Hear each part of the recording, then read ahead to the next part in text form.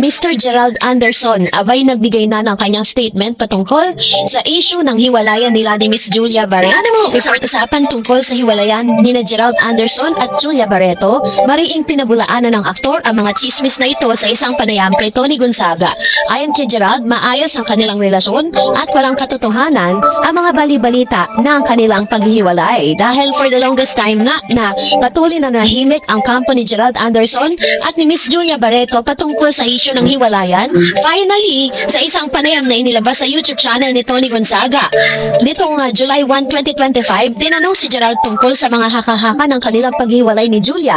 Agad kitong itinanggi ng aktor at ibinahagi pa niya mismo ang naghatid kay Julia sa paliparan patungong Dubai bago ang kanilang panayam. Panoorin natin ang ilan sa mga sinabi nito. Binanggit niya din na hindi inalis ni Julia ang kanilang mga larawan sa Instagram na nagpapakita ng katatagan ng kanilang relasyon. Let's watch this. Things na nagbigay ni Julia. No, we're awake. Kanina nga, tipo siya sa airport, dito siya sa Dubai. Kaya medyo napaga ako. Asan sila true? No, parang nag-erase lang ng photos. Jeez. So wala. Alam na ba yan? Ako nga sila. Sa isang panayam ng sa magandang buhay, ibinahagi ni Julia na sanay na siya sa mga chismis ng kanilang hiwalayan na lumalabas halos buwan-buwan. Ayon sa kanya, tinatanggap na lamang niya ito at bilang isang compliment dahil sa kanilang kakayahan na mapanatili ang pribadong aspeto ng kanilang relasyon. Ayon kay Gerald, sa 5 taon ng kanilang relasyon, maraming pagsubok ang kanilang lalampasan. Ngunit sa halip na siraan sila nito, lalo pa itong nagpapatibay sa kanilang samahan. Pinuri rin niya si Julia sa pagiging mahinahon, may grace at maturity na anyay masigit pa sa kanya minsan. Sa parehong panayam, ibinahagi ni Gerald na nasa yugto na siya ng kanyang buhay kung saan iniisip na niya ang pagpapamilya. Binanggit niya na siya ay nasa edad ng 36 at nais na niyang magkaroon ng anak. Samantalang si Julia naman ay nagpahayag ng handa siyang iwan ang showbiz upang magsimula ng pamilya. At ito ay bahagi ng kanyang mga plano sa hinaharap. So which means na hindi po totoo talaga ang ilan sa mga chismis na nagkalat ngayon ng mga spekulasyon yung patungkol po sa kanilang hiwalayan. Kasi nung tinanong po si Gerald Anderson denies split rumors with Julia Barreto. Ang tanging niya lang sagot, we're okay. Gerald Anderson finally set the record straight regarding his relationship with actress girlfriend Julia Barreto, saying all is well between them. The actor addressed the breakup rumors hounding them during his interview with actress TV host Tony Gonzaga. As seen on the latter's YouTube channel on Sunday, June 1, the speculation aroused after eagle-eyed netizen noticed that couple have not posted each other on their respective Instagram pages for quite some time. Everyone thinks that you and Julia have broken up, Gonzaga said, to which Anderson clarified, no, we're okay. So, dun po sa kanyang interview, inamin ni Mr. Gerald Anderson na handang handada po silang lumagay sa tahimik nitong si Miss Julia. Sinabi po ni Gerald na siya po ay handa ng magkaanak at magkaroon ng sariling pamilya at ganoon din naman itong si Julia. Sinabi niya na kaya niya or handa niyang iwan ang mundo ng showbiz para po bumuo ng kanyang pamilya kasama si Gerald Anderson. So sabi po ni Mr. Gerald, when asked by Gonzaga about settling down, Anderson said he is already the stage where he is thinking about it. The latter even noted that his dad wants Barreto to be Anderson endgame. 36 na ako, sabi niya. Kailangan ko na ng anak, the actor said. So, during the interview, Anderson also was asked about his thoughts about some people accusing him of being a cheater and a womanizer.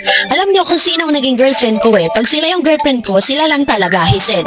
So, Gonzaga then made a follow-up question. Hindi ka nag-cheat? So, you didn't cheat, sabi niya. To which he firmly responded, no. So, ganito katindi ang ilan sa mga pag-amin nitong si Mr. Gerald Anderson. Kasi, sometimes itong si Gerald po kasi, nare-red flag siya dahil sa mga sunod-sunod na failed relationship. Una, naging girlfriend niya si Kim Chiu. Sumunod si Bea Alonzo na sinasabi ni Bea na ginawas daw di umano siya nitong si Gerald Anderson at sinasabing cheating issue nga ang dahilan ng kanilang hiwalayan dahil matapos silang maghiwalay ni Bea after a long months ay naging girlfriend niya nga itong si Miss Julia Barreto. Pero nagkaroon nga ng medyo misunderstanding itong si Julia at si Bea, pero nitong naman nakaraang taon lamang ay namataan po silang magkasama nitong si Miss Bea Alonzo sa kaarawan mismo ni Direk Johnny manahan. At natuwa naman ng ilan dahil talagang inamin naman ni Miss Bea Alonzo at ni Miss Julia na talagang meron po silang na-hurt, no? Meron silang nasaktang tao. So, sabi niya, Anderson opened up as well about his part relationship, admitting that the failure of those were mostly on his part as he had selfish reason. I could have been better person, a better partner. I should have been better, he said. He also disclosed that he had thoughts of quitting show business 5 years ago. So meron na po pala siyang mga plan na talagang ayaw niya na, no, na mag-showbiz. Gusto niya na rin talagang umalis sa mundo po ng showbiz.